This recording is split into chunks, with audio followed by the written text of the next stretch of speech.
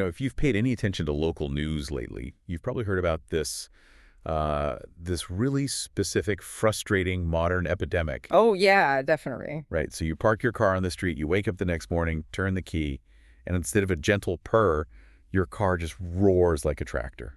Yeah, the midnight mechanics have struck again. You've become the victim of a catalytic converter theft. It's just a bizarre crime when you really think about it. I mean, it feels like something out of a weird, low-rent Hollywood heist movie. Like, why are people crawling under cars with reciprocating saws in the middle of the night? To steal a chunky, dirty piece of exhaust pipe? Exactly, because there is literal precious metal, right? Yeah. We're talking platinum, palladium, rhodium, just hidden right there inside your exhaust system. Yeah, it's essentially a treasure chest bolted to the bottom of your vehicle. And, those metals are there for a very good reason. They're the chemical engines that clean up the toxic gases your car produces before they hit the open air. Right. But what if I told you that scientists have actually figured out a way to use incredibly, almost unimaginably tiny amounts of that precious metal to make engines radically cleaner, all while saving an absolute fortune? I mean, that's the dream, right? It is. And so, welcome everyone to a special edition of our show. Today, we are opening the doors to the Deep Dive Lab. I love that framing. And for today's lab session, we're looking at some truly groundbreaking source material. We have a highly detailed U.S. patent that was recently granted, alongside a peer-reviewed research paper published in the journal Nature Communications. Yeah, our mission today is to extract the secrets of what are known as single-atom catalysts. We're going to find out exactly how manipulating this invisible microscopic world is actively solving a massive real-world engineering problem that, affects basically every vehicle and power plant on Earth. Right. And to kick things off, we really have to look at a massive paradox, because what's fascinating here is that to solve this incredibly modern paradox, scientists had to zoom all the way down to the atomic level. They found a bizarre microscopic solution to a macroscopic problem. Okay, so here is a strange question for you to chew on as we get started. Why does cleaning up our air actually require super high temperatures? Yeah. And even weirder, what happens when our modern engines get, too efficient to produce that necessary heat? Yeah, that is the crux of the issue right there. So before we get to the microscopic part, we need to understand the big, hot metal box under the car. These are called DOCs, or diesel oxidation catalysts. Okay, let's unpack this a bit. What is a DOC actually doing while I'm just driving down the highway? So think of a DOC as a chemical gatekeeper. When an engine burns fuel, especially diesel, it creates some pretty nasty byproducts. Yeah. You have carbon monoxide, which is obviously highly toxic. Bad stuff. Yeah. And you have unburnt hydrocarbons, which are basically fragmented molecules of fuel that just didn't fully combust. Yeah. And then you have nitrogen oxides. Okay. If those escape into the atmosphere, they contribute to heavy smog, acid rain, you name it, respiratory issues. So the DOC's job is to force those toxic gases to react with oxygen. It converts them into far less harmful emissions like carbon dioxide and water before they ever leave the tailpipe. Okay, but there is a massive catch, right? Because those chemical reactions don't just happen on their own when the gases pass through the pipe. No, they are incredibly stubborn. So the precious metals inside the DOC, like the platinum we were talking about, they act as the catalyst to force that reaction. But they need heat to, wake up and get to work. How much heat are we talking about here? Historically, we're talking temperatures above 200 degrees Celsius, which is roughly 400 degrees Fahrenheit. Without that thermal energy, the platinum is really just sitting there doing nothing, and the toxic gases blow right past it. Wow, okay. Which brings us to the paradox of efficiency. Because for decades, engineers have been working tirelessly to make engines more fuel efficient. I mean, we want clean diesel, we want low temperature combustion, we want engines that squeeze every last drop of kinetic energy out of the fuel instead of just wasting it, right? Exactly. And they succeeded. Modern engines are incredibly efficient. But when you make an engine that efficient, it wastes much less energy as heat. So the exhaust coming out of a modern, super efficient engine is actually quite cool.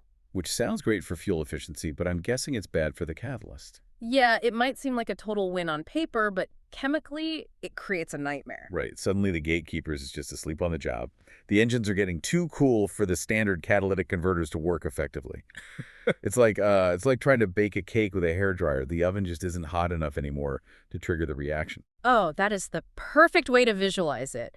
Yeah, the exhaust simply doesn't have the thermal energy to trigger the traditional platinum catalysts, so the industry had to figure out how to compensate for this cooler exhaust. And their old solution was basically, throw money at the problem. Just load it up with more platinum. Pretty much. The traditional method was taking massive, expensive amounts of platinum powder, mixing it into this wet slurry, and wash coating it onto a ceramic honeycomb structure inside the exhaust pipe. Wash coating, so they just painted it on. Yeah, they literally just painted it on thick and hoped that with enough sheer surface area, some of the platinum would catch the gases. Just as like it's a brute force approach. Yeah. And a car exhaust is a violent environment. I'm picturing high-speed, pulsating exhaust gases, extreme temperature fluctuations, mechanical shaking, like literally hitting every pothole on the highway. Oh, it is a brutal environment. Yeah. And over time, those thick painted-on wash coat layers, they literally vibrate and flake off. It's a process called delamination. Oh, wow. So it just falls apart. Yeah, because the powder's just sitting on top of the ceramic, right? Yeah.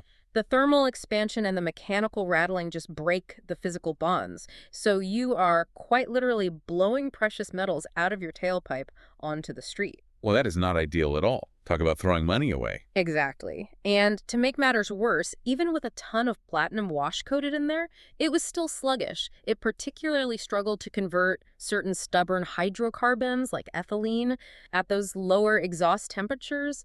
It just wasn't a sustainable or effective solution for the next generation of engines. So how do you make a heavy-duty chemical reaction happen at a low temperature without just dumping a fortune in platinum down the exhaust pipe? I mean, here's where it gets really interesting. How did scientists actually figure this out? Well, this is where our heroes enter the story. The research we're diving into today was led by Dr. Son Home, Dr. Puxing Gao, and a really brilliant team of colleagues from the University of Connecticut, Oak Ridge National Laboratory, and Central China Normal University. Wow, quite the team. Yeah, a major collaboration. And their work was published in the prestigious journal Nature Communications. They completely reimagined how we build a catalyst. They looked at that messy, flaking wash coat powder and decided to build a microscopic forest instead. A forest. Okay, you're going to have to walk me through that. What kind of forest grows inside an exhaust pipe? Right, so instead of painting on a chaotic powder, they decided to grow a highly ordered, incredibly structured material directly onto the channeled walls of a full-size ceramic honeycomb. They grew a forest of what they call mesoporous rutile titania nanowires. Whoa, okay, that is a massive mouthful. Mesoporous rutile titania nanowires. I'm going to need you to paint a picture of what that actually looks like inside that exhaust pipe. Fair enough. Imagine zooming in 1,000,000 times on the inside of the ceramic pipe. Instead of a flat wall painted with lumpy powder, you see billions of tiny, porous pillars made of titanium dioxide reaching out into the center of the pipe. Okay, I can picture that. Millions of tiny pillars. And they didn't just glue these pillars on, they grew them chemically from the ceramic itself. It's a process called hydrothermal synthesis. They essentially put the ceramic in a high-pressure, high-temperature chemical bath. So the titanium dioxide crystals sprouted directly out of the ceramic's surface. Ah, I see. So instead of just throwing seeds on concrete and hoping they stick, they engineered a microscopic, deep-rooted lawn that exhaust gases can perfectly flow through. Yes, exactly. Because it's grown directly out of the ceramic in situ, as scientists say, it is anchored incredibly well at the molecular level. It doesn't flake off when it vibrates. The roots are essentially part of the pipe. That solves the flaking problem right there. It does, but the nanowire forest is really just the stage. The real breakthrough is what they put on the forest. Right, the platinum. But they didn't use chunks of platinum or even microscopic nuggets of platinum. They went smaller, as small as physics allows. They did. They used single, isolated atoms of platinum. They dispersed individual atoms across this vast titanium dioxide nanowire forest, and the results were just staggering. The single-atom catalyst achieved 90% conversion of toxic gases like carbon monoxide and hydrocarbons at temperatures as low as 160 degrees Celsius. Wait, 160 degrees? That's way below that old 200-degree threshold where the traditional stuff woke up. Way below. And here is the absolute kicker, right? It achieved this massive leap in low-temperature performance while using 5 times less platinum than a brand-new commercial benchmark catalytic converter. It's an 80% reduction in precious metal usage with drastically better performance. I mean, it is an engineer's dream. It really sounds almost too perfect. I mean, if it uses 80% less platinum and works brilliantly at lower temps, why hasn't every auto manufacturer already put this in our cars today? Like, what is the catch here? Well, the catch is a fatal flaw in the chemistry world known as sintering. See, single-atom catalysts, or SACs, are incredibly active, but they are historically very unstable. Atoms naturally want to mingle. Mingle, like they want to group together. Exactly. When you heat them up, they gain kinetic energy, they start to vibrate, and they migrate across the surface they're sitting on. They aggregate into nanoparticles to lower their surface energy. So they clump up into a useless metallic blob. Yeah. And when they clump together, they lose that special single-atom reactivity because now only the atoms on the outside of the blob are actually touching the gas. The atoms on the inside are just dead weight. Right, making them totally inefficient. So that's why single-atom catalysts have historically only worked in, like, tiny controlled laboratory beakers for short amounts of time. The minute you put them in a hot, violent car exhaust, they should, in theory, just melt together. That is exactly what should happen. So how did Dr. Hong and his team put single atoms into a literal heavy-duty diesel exhaust simulator and not have them immediately turn to mush? Well, to figure out why they survived, the team had to use some of the most advanced microscopes on the planet. They use a technique called aberration-corrected EKDF STEM. Okay, let me translate the acronym soup there. STEM usually means scanning transmission electron microscopy. But what makes this one so special? Like, how do you even take a picture of a single atom? So instead of using light, which has wavelengths far too large to see an atom, this microscope shoots an incredibly precise, focused beam of electrons at the sample. As the electrons pass through or scatter off the atoms, detectors catch them. Okay, so it's reading the scattered electron. Exactly. And because heavier atoms like platinum scatter electrons differently than lighter atoms like titanium or oxygen, the microscope can map the literal topography of the surface. It produces an image where individual platinum atoms show up as bright, glowing dots. Wow. It's literally mapping the atomic landscape. So what did this landscape look like? It was fascinating. The single platinum atoms weren't just sitting casually on the surface of the titanium nanowires. The titanium nanowires naturally had these tiny structural defects, specifically missing titanium atoms, known as titanium vacancy sites. Oh, so it's like a perfectly sized pothole for a platinum atom to fall into. Ah, a molecular pothole, yeah. And once the platinum atom dropped into that pothole, it didn't just sit there. It was surrounded by 5 or 6 oxygen ions that were part of the nanowire structure. These oxygen ions grabbed onto the platinum atom with a very strong electrostatic interaction. Okay, wait. How does that invisible chemical cage actually work? You can think of it like microscopic magnets. The oxygen ions have a slight negative charge, and the platinum atom sitting in the vacancy has a slight positive charge. So they are intensely attracted to each other. The oxygen ions basically lock the platinum atom in place, creating an electrostatic cage. I love that. The atom's just strapped down. It can't wander off and clump with its buddies no matter how hot it gets. Exactly. And the researchers proved it with rigorous, frankly brutal testing. They baked this catalyst at 700 degrees Celsius for 100 straight hours. 100 hours at 700 degrees. Yeah, that simulates roughly 5,000 miles of aggressive heavy-duty driving. And then if that wasn't enough, they blasted it with sulfur. Oh, man. Sulfur is notorious in the automotive world. It's an impurity in fuel that usually just ruins catalysts. It binds to the precious metals and blocks the toxic gases from getting in. Yeah, sulfur poisoning is a massive issue. But here, the electrostatic cage protected the platinum. Because the platinum was so tightly bound to the oxygen ions in its specific geometric pothole, the sulfur couldn't form a strong enough bond to displace it or block it permanently. That is incredible. So the atoms didn't budge at all. They didn't budge. They maintained their perfect, isolated, single-atom dispersion. Wow. So this was the first time anyone had demonstrated a single-atom catalyst successfully surviving three-dimensional, field-size, real-world exhaust conditions. That is wild. It's a huge milestone. But, it still leaves one big question for me. Even if they are anchored, how does a single atom actually process the toxic gas so efficiently at such a low temperature? To understand that, we have to look at the chemical mechanism itself. In a traditional catalytic converter with a large chunk or cluster of platinum, the reaction follows something called the Langmuir-Hinshelwood mechanism. Okay, walk me through that. I'm imagining a really cumbersome bureaucracy. It is entirely bureaucratic.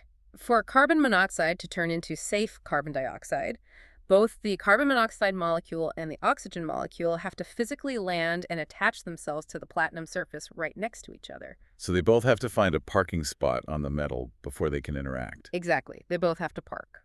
But if you only have one single atom of platinum, there isn't enough parking space for both molecules to pull in at the same time. Right. When you eliminate that parking space, the chemistry has no choice but to change completely. Because of the unique atomic structure and those oxygen ions holding the platinum, it triggers a completely different chemical pathway called the Ely-radial mechanism. Ely-radial. Okay, let's unpack this. So instead of two cars needing to find a parking spot next to each other to swap a package, one car, the oxygen is already there, parked on the platinum. Yes. And the other car, the carbon monoxide, it doesn't even bother parking. It just sweeps by, grabs the oxygen, and does a drive-by handoff. That's exactly what happened. No wonder it works at lower temperatures. It skips the hardest step entirely. Yeah, that drive-by handoff requires incredibly low activation energy. You completely bypass the energy-intensive step of forcing both molecules to bind to the metal first. The reaction can happen rapidly, even when the exhaust gas is relatively cool. This is all just mind-blowing. So what does this all mean for you listening right now? We've talked about nanowire forests and atomic potholes, but how does this change the actual world we live in? Well, if we connect this to the bigger picture, the immediate impact is solving the cold start emissions problem. The vast majority of toxic vehicular pollution, the stuff that causes smog and respiratory issues in cities, actually happens in the first few minutes after you turn your key in the morning. Right, because the traditional catalyst hasn't warmed up to 200 degrees yet. It's just letting everything blow straight through the tailpipe into your neighborhood while you wait for the car to heat up. Exactly. But the single atom catalyst wakes up almost immediately. It achieves that 90% conversion at 160 degrees, and it starts working on carbon monoxide even at room temperature. Room temperature. That means radically cleaner air in urban environments during the morning commute. Huge difference. And it's a massive economic double win, too, because by using 80% less platinum, catalytic converters become drastically cheaper to manufacture. That lowers the overall cost of vehicles. But it also massively reduces our reliance on rare earth mining. Yeah, which is a huge deal globally. Right. Mining platinum is incredibly resource-intensive and environmentally taxing. If we could do the exact same job with a fifth of the material, that's just a huge victory for the planet. It is. But what Dr. Hong, Dr. Gao, and their teams proved goes far beyond cars. By showing that single-atom catalysts can survive extreme real-world conditions on a full-size, commercially viable ceramic honeycomb, they proved it scales. And proving scalability is everything. It is. It opens the floodgates for the entire chemical industry. Let's ground that a bit. Catalysts are used in almost everything we manufacture. Right. Give me an example of what scaling this up actually looks like for the world. Okay, think about agriculture and how we produce fertilizer. Specifically, the Haber-Bosch process, which is how we synthesize ammonia for fertilizer to feed the planet. Okay, I'm familiar with that. It currently requires massive factories, extreme pressure, and incredibly high temperatures around 400 to 500 degrees Celsius. It consumes roughly 1 to 2% of the entire world's energy supply just to force nitrogen and hydrogen to react over an iron catalyst. Wait, really? 2% of global energy just for one chemical reaction? Oh. So if we could apply this single-atom drive-by mechanism to the Haber-Bosch process, We could potentially synthesize fertilizer at drastically lower temperatures, maybe even room temperature. oh wow. Yeah, you would save massive amounts of global energy, lower the cost of food production, and reduce greenhouse gas emissions on a planetary scale.